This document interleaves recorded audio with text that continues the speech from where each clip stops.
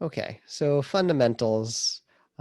There's two sets of letter terms, and I want us to be super familiar with. I'm going to reference them throughout the rest of Blue Team Phase and the rest of the program. And the first is CIA. So first, why doesn't someone go ahead and tell me, what is confidentiality? In cybersecurity in your own words? What is confidentiality in cybersecurity in your own words? As short as possible. Go ahead, Hamza. Can you tell me what is confidentiality? I think it means that your private data should stay private. Yeah, super simple, right? Is this private? That is all that we need to worry about when we talk about confidentiality. Thank you, Hamza. How about for integrity? What is, in your own words, as short as possible, what is integrity? We get Dwayne to answer, please. Yeah, my interpretation would be that what was it? Some type of stability and I guess to man, how did I define this at first?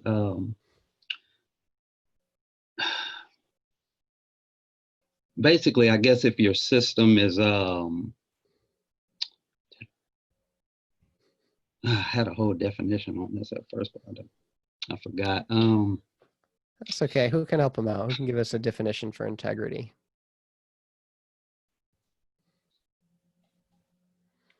Dill, can you give us a definition for integrity? What's your definition for integrity here? Is it just like the accuracy of the data? I like that. I like that. I like to say, is this real? Right? Is what I'm looking at an actual thing? Cool. And then availability. You can give me, what is availability in the context of cybersecurity? Liz, can you help me out? What's availability? It's making sure that the data is available to you when you request it. Yeah, absolutely. Can I use it? Is this available to me when I want to use it? Now, these are super common cybersecurity interview questions, right? They'll ask you, like, what is a cybersecurity, very high level? And then I want you guys to be able to tell them, it's not just CIA, it's not just confidentiality, integrity, and availability. Don't just spit those three terms at them. Also tell them, what do they mean, right? Is this private? Is this actually a real thing? And is this usable? And even better than that, can you step it up and give an example, right? Is this confidential? So like, let's think of an example of a bank, right? We have a bank and the associated banking data with it. Tell me how confidentiality relates to a bank.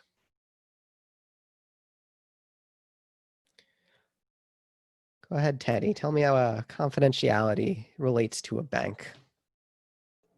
I guess it would be who, with banking stuff, just who are the customers of your bank, I would start out with. Knowing the bank someone uses would, like, I guess, allow you to, start doing passive recon on them with regard to like where they keep their money and stuff. And then also I would say, like, what's in a bank when you go into the what's it called, the box you rent, what's that called again? The security deposit box, safety deposit box. Yeah. So that the way that is handled is you open it up for someone, you take them into the room, you leave, and they're allowed to do that privately. All right. So what add on to that? Who else can add on to that? What sort of data would a bank have that you want to keep confidential? Very simple. What kind of data would a bank have that needs to be kept confidential? Don, what do you think? I would say user and user information like password. Right. Thing, making sure that it has encryption on it, so not everyone can access to it. Ooh, I like that, right? We definitely have that technology there of encryption to keep data confidential. Things that I would think of would be actual user records, right? Like how much money is in this person's account? Where do they live, right? All of these things should be kept confidential for the users. In terms of integrity, I want to make sure that any of these logs or any transfers that actually happen are real transfers. All right. I want to make sure that there's non-repudiation, that if one of my customers comes here and says, hey, I didn't make this change, I can point to a log that says there's integrity and non-repudiation. You can't dispute this because I have this evidence. And finally, availability. I should be able to log into my bank account whenever I want to log into it, but I also shouldn't be able to log into other people's bank accounts. Right, that is kind of a little bit of overlap between availability, integrity, and confidentiality here. But it's always these three pillars. It's like a three legs on a chair here, and there's overlap between them, and we're always in some kind of balancing act between everything, right? I can keep your secrets confidential if I just, write them down on paper and then burn it, right? No one's going to be able to get it then, but it's now no longer available. So what I like to say, especially in Blue Team more than anything else, is there are no real solutions. There's only trade-offs. And part of the job in Blue Team and security is understanding the organization that you work for, what their business and organizational goals are, and deciding how to make those trade-offs. This is all the big picture stuff, but everything is in service to the CIA of keeping things private that need to be private, making sure we have integrity and non-repudiation, that things are real when we say they're real, and that things are available when they need to be available. Cool. So, cousin to CIA, or maybe orthogonal to CIA, we have AAA. So can anyone tell me, just list out what is AAA and how is that related to cybersecurity? We can grab anybody this time. Someone go ahead and let us know.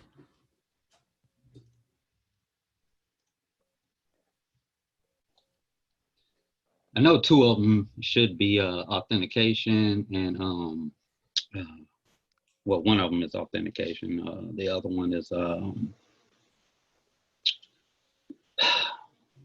why can't I think of anything today? Dang. And I just had it. Hold on. Let me think for a second. Hold on. Sure.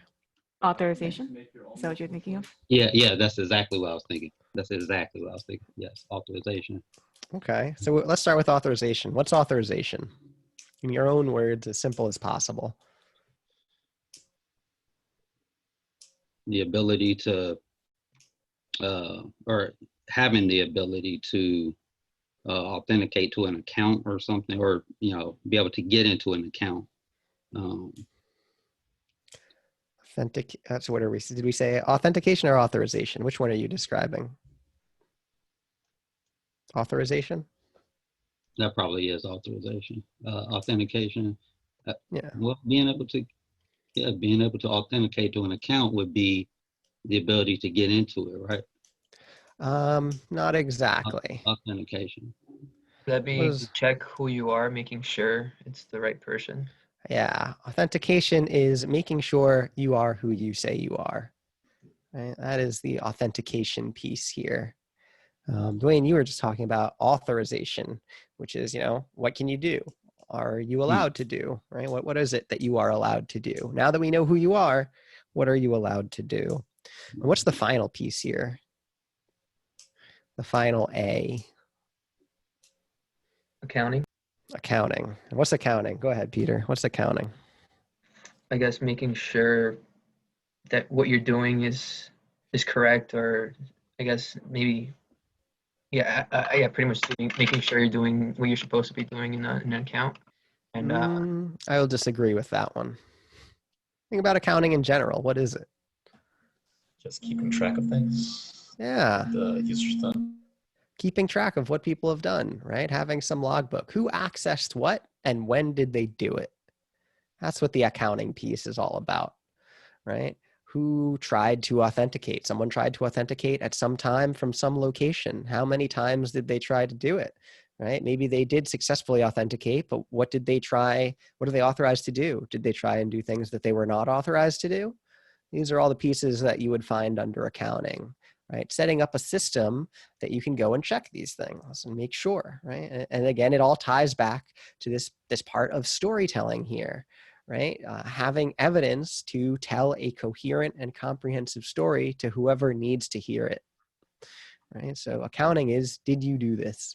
Again, this is where the non-repudiation comes in, proving that you can, that there is a cause, that you know that there's a reason that you can believe that someone did this.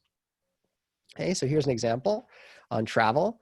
When I'm traveling, right, I'm going to use my passport so I can authenticate. Am I authorized to go to another country? In order to be authorized, I need to provide some kind of foreign visa to do things. If I want to work in another country, I'm going to need a different kind of visa. And then finally, accounting, right? That's essentially the stamps that'll be inside my passport. This is all here. It's fundamental to every kind of security infrastructure, not just cybersecurity, but every kind of security, right? There's going to be some sort of authentication, authorization, and accounting. Okay, cool.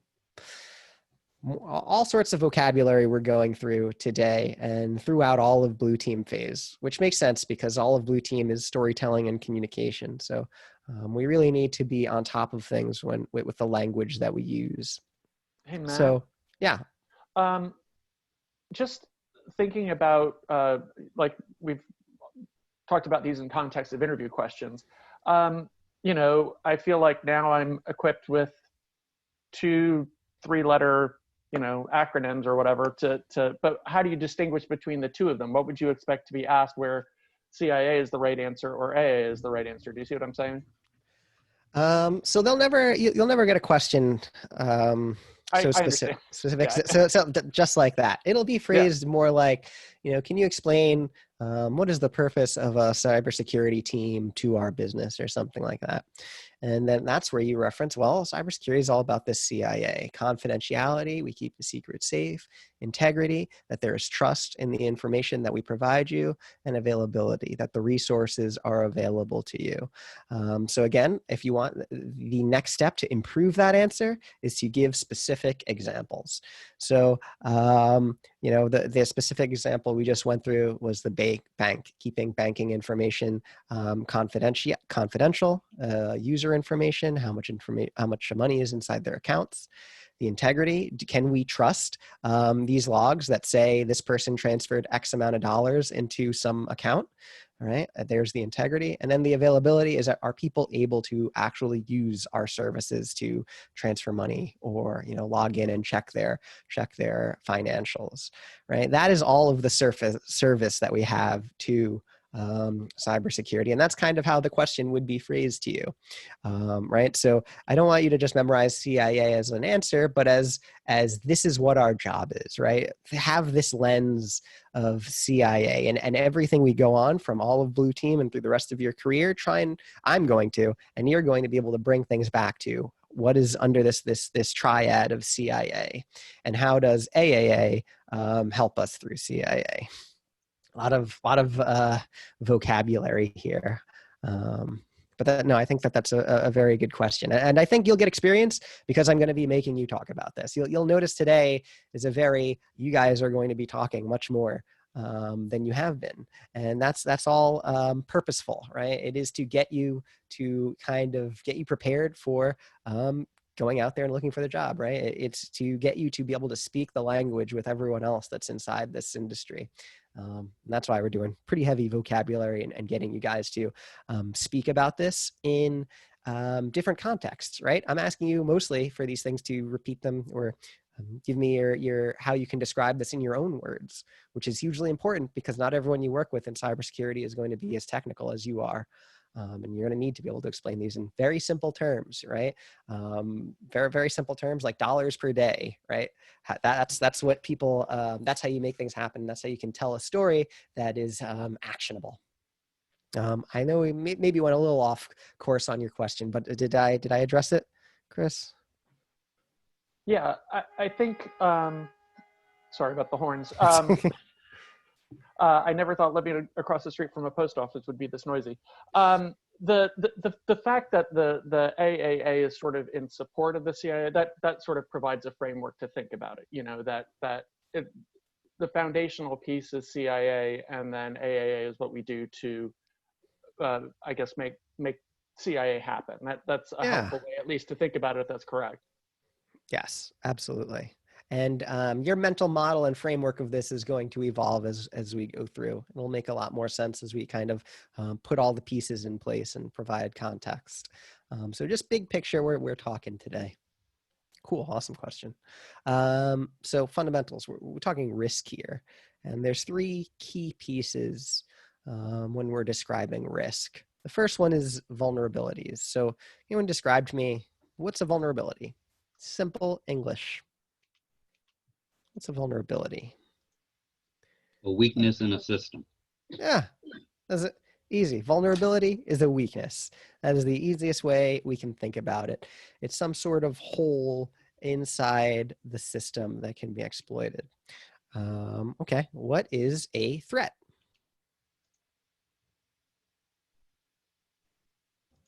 What is a threat? Clara, can you tell us what's a threat? Something that could take advantage of vulnerability. That's true. Yeah. That's true. That's good. Anything that can take advantage of weakness, some way that a weakness can be attacked. And finally, what's going to be risk? In simple English, Shlomo, what's risk? The combination of vulnerability and the threat. Yes, absolutely. I know this seems simple, but it's absolutely true here, right? So the risk is the combination of vulnerabilities and threats. If you don't have a vulnerability, you have no risk. If you have no threat, you have no risk. You need a combination of both of them. The other thing that's important to note about risk is that it includes likelihoods. So we're going to start to get a little bit quantitative when we're talking about risk. How likely is this risk to happen, to be actualized, this threat to actually act upon this vulnerability? You know, if it's high, that's something that's potentially important. But what happens if it has a high risk but a low impact on our business? Well, maybe that's not so important then, right? There's a lot of context that is important. A lot of questions you need to ask yourself when you're dealing with things, right? You have to understand what's the tolerance of risk that your organization has, right? We always have to take risks in order to get things done. You know, what is the appetite that your organization has to tolerate those risks? You know, maybe your systems are very old and, you know, you have to decide, do we need to update and upgrade things, or are we just going to buy cyber insurance? And if something goes wrong, we'll just use that to pay for any costs associated, right? These are the big questions that you're going to be asking and thinking about when you're starting to calculate risk. So vulnerabilities times threats. This is actually, I think, what you'll see in your textbook on page, like, I think it's 111. You'll see some like calculations on how you can actually measure risk quantitatively. But this is the general formula that you'll see here. You know, vulnerabilities times threats. You might see, you know, times assets too, right? Because if there's no asset, there's no risk. You know, and as well as the likelihood of some event happening. You may also see, you know, the impact of an event happening as well. Cool. So in summary, what did we talk about this morning? One, penetration testing is a real job. It is what you guys have been practicing kind of and studying and getting an idea of what that is actually like for the past 5 weeks. That said, blue teaming is all about storytelling. It is a much more context heavy and, you know, text-based sort of job, right? It's not just about attacking machines. It's actually about making things happen, about talking to people from different parts of your organization and, you know, being able to explain in terms that they understand why something needs to happen, why there's some event that needs to be actionable. And it's your job as blue team, as layer 8, right, as the actual people, to interpret all of that data, tell the story to who needs to know it, right? We talked about what you're going to expect from the CISA exam. Of course, we're going to be talking more about it and giving you practice almost every other day to work on some of those questions, just so that when the time comes, you're prepared to just kind of hit it out of the park with the CISA exam. And then finally, we talked about the fundamental security theory, CIA and AAA, and that's not going anywhere. We're going to be, trying to bring everything back. Every new concept we bring forward, we're going to relate it back to CIA, right? So that you guys have an understanding and can explain to anybody what do cybersecurity people do, right? What is the service of cybersecurity to the business organization? And there you go. You have CIA and AAA. And then threats, vulnerability, and risks. So pretty heavy on the vocabulary here with the CIA, AAA, and threats, vulnerabilities, and risks. Do we have any questions on this summary as we're wrapping up?